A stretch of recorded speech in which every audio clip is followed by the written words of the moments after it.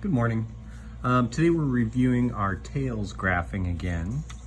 And in this case, you're not drawing a graph, but you're going to make a data table based on the graph. So what I have here, the same sheet that you have, it shows a graph of US emissions of three different chemicals that can contribute to acid rain, okay? So that is on the metric tons of the chemical is on the y-axis. So that's the data, right? That's your dependent variable. And then on the bottom is the selected categories, which in this case, scientists looked at measurements from 1970 to 2008. That's on the x-axis, so that's your independent variable. That's the one that the scientists chose. Data goes along the y-axis. So now we've already got the graph. Now we need to read the graph and make a data table down here. And it says make a data table that shows the SO2 emissions from 1994 to 2004. Use a ruler or something else to draw straight lines. So we have three lines here.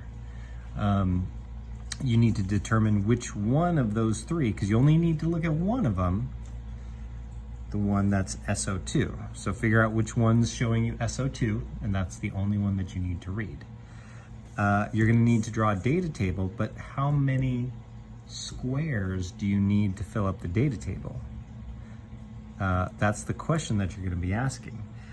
You're gonna need to tell me that we have years and millions of metric tons, and then you're gonna have 1, 2, 3, 4, 5, 6, 7, 8, 9, 10, 11 pieces of data that you're drawing in.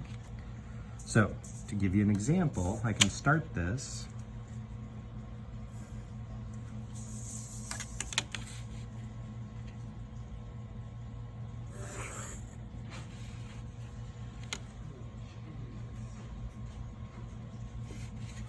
And I'm drawing the lines as straight as I can. It's still gonna be better this way than you trying to freehand it, okay? Two pieces of information, so I'm gonna just divide this in half. Now the question that you're gonna have to think of is how many columns do I need? So you're gonna start making columns, but before you draw these in, you gotta figure out how many columns am I gonna be making? I have 2 rows, but how many columns to fit all that data in and identify what it is that I'm putting into each column. You can't just put numbers and not tell me what those numbers are, all right?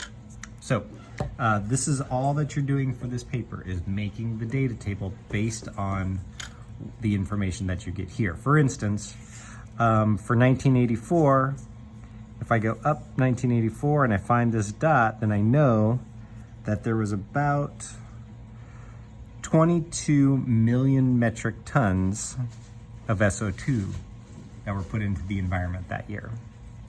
All right, hope this helps. Thanks, bye.